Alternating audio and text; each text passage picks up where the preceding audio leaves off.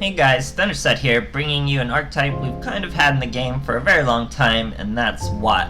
So Watt, they're Synchros, we got a bunch of new Watt cards, and we got a new Watt Synchro monster, so it's pretty cool. Let's get with the new cards. Well, we'll start with the old ones. So we have Watt Fox. He's always been around for a while now. If he's destroyed, you can't special summon, or your opponent can't special summon or activate spell or trap cards for the rest of the turn. We have Watt Kid. He's a normal monster with a terrible effect. He's a creature that electrocutes opponents with bolts of lightning. So we put in unexpected die to give him a little special summon and take advantage of his normal affinity. And we have the new cards, Watt Castle. Any monster that attacks a Watt monster loses 1,000 attack after the damage step, so it's not during, it's after. We have the new Watt Kiwi. Watt monsters you control cannot be destroyed by battle while they are attacking. We don't really use that.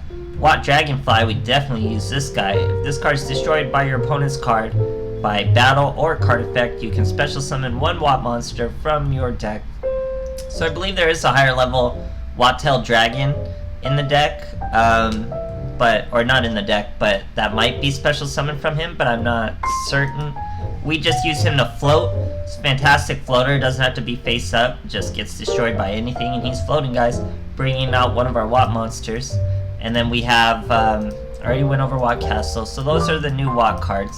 Then we have Judgment of Thunder, which is a very old card, but it has Watt Kid on it, so it's pretty cool. We're also running one Reject Reborn, which is just a fantastic card in any Synchro deck, but we don't really need to stall too hard, so I don't want to run too many of it in this deck. And now we have Diana, the Light Spirit. She cannot be normal summoned, must first be special summoned from your hand by banishing one light monster from your graveyard. Once per turn, at your end phase, your opponent's end phase, you get to gain 1,000. So really the whole point she's in here isn't for those effects. She is a very easy Star Eater when you have a level 3 tuner. So we're using level augmentation. Let's say you had a Watt Dragonfly face down on the field. They swing into it with a blue eyes and attack it. You special summon your Kiwi. You have Diana in your hand. Now you level augment your Kiwi. 3 plus 4 is 7. Now you banish the Watt Dragonfly from your graveyard to special summon the Light Spirit. That's another 4 plus a 7. That's 11 into a Star Eater, guys. Very cool. Very consistent way to get Star Eater out. And all sorts of other monsters. We have level 9s, level 7s. Definitely are pretty consistent. A level 5 with Watt Fox is pretty easy. You could maybe get rid of the level 8 Scrap Dragon and put in a level 6 Synchro of some sort, Blue Cyrus or White Aura Dolphin. But other than that, it's not that good. You know, it's a clunky Synchro deck that needs your opponent to act to really do its most. So it's not that great. It's not getting crazy wins. It's just a fun way to use Watt monsters and to get Star Eater out. Star Eater's, you know, he's not killing the game, but it's cool to get him out in such a big Synchro. But I hope you guys enjoy the replays. They're pretty interesting, and thanks for watching. Okay, fighting Little Yugi. And like I said, this deck with some proper graveyard setup, we're going first. This deck loves going first. With some proper graveyard setup, we can make a 2-card combo of just Kiwi and Diane, 2-card combo of Star Eater. So here, this is actually a good hand. You usually want to do it with Dragonfly to bring out your Kiwi, but we have the perfect hand, so we use Watt Castle. We're going to use Unexpected Die on just a Watt Kid in defense.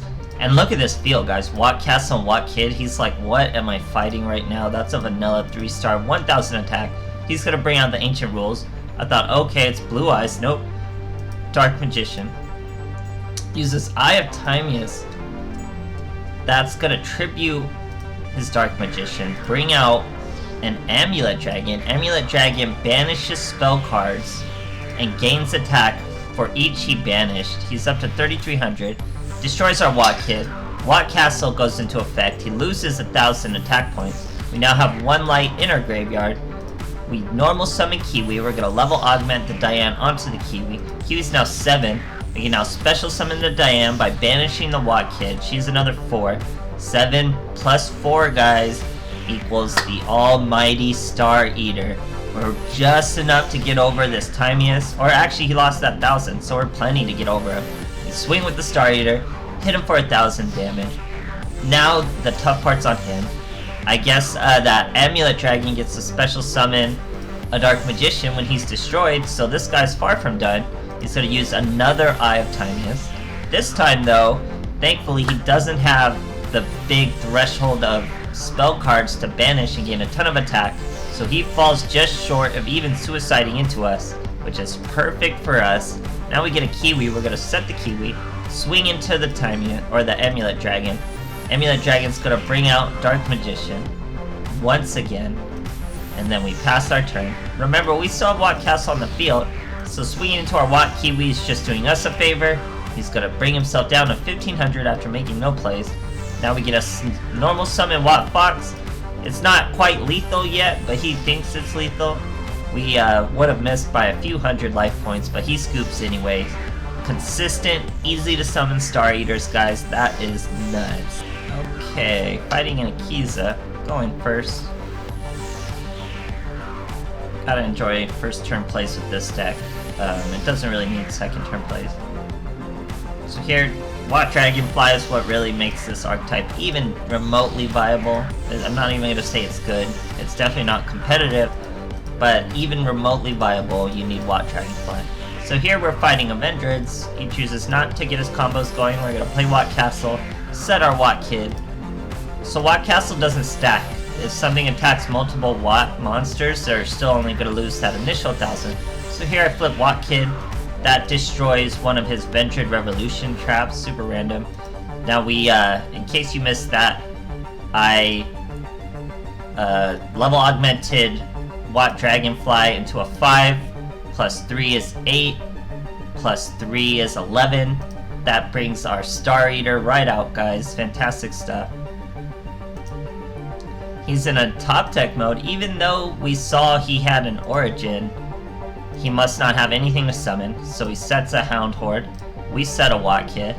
He sets another monster. There's no way it's a second Hound Horde, so we're gonna flip up Watt Kid with his 1k attack. It's some ritual setup Dejin. We hit him with the Star Eater, 3200. Star Eater finish, guys. Whoa. Okay, Bandit Keith. Let's see what he's got. We're going first. Like I said, I really prefer the first turn plays in this deck. It has both turn plays, but I like the first turn plays. So here we have our Diana Light. Watt Kid set. Reject Reborn set. He summons some sort of way to search Valhalla.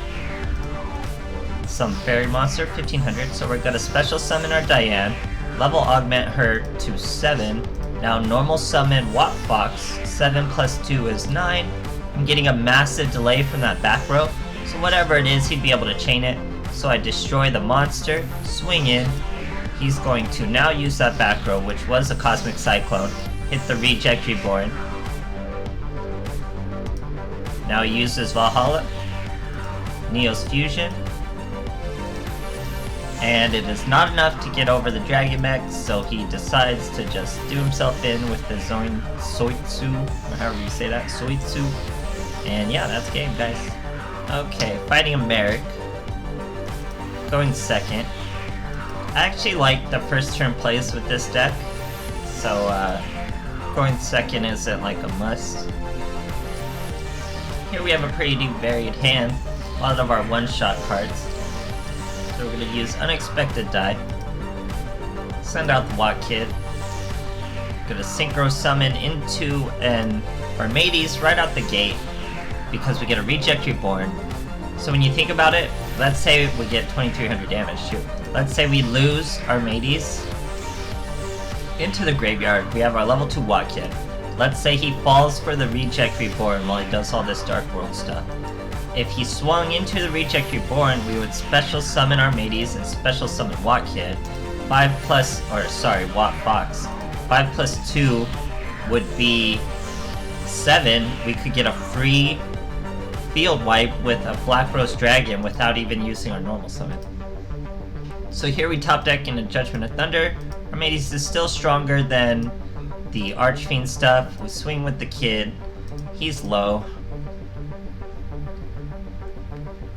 Using Archfiend Gate again. Doesn't really get off the ground with his Dark World win conditions. So he's trying, but it's not working, so he has to eventually just get Dark Necrofear out, which isn't too intimidating, but it's enough to block us right now.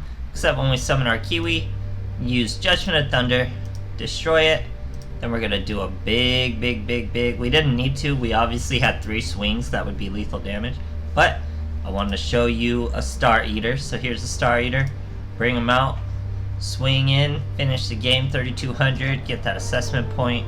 Fantastic stuff, guys. So, like I said, this deck isn't very good. You're not going to get out there and slay it in the KC Cup or run away with anything or summon a million Star Eaters, but it's just fun. I wanted to try out the Watt archetype, and I thought they'd be a little better, but they need some sort of inherent special summon. That's why I went with Watt Kid and the Unexpected Die to give it a little more teeth.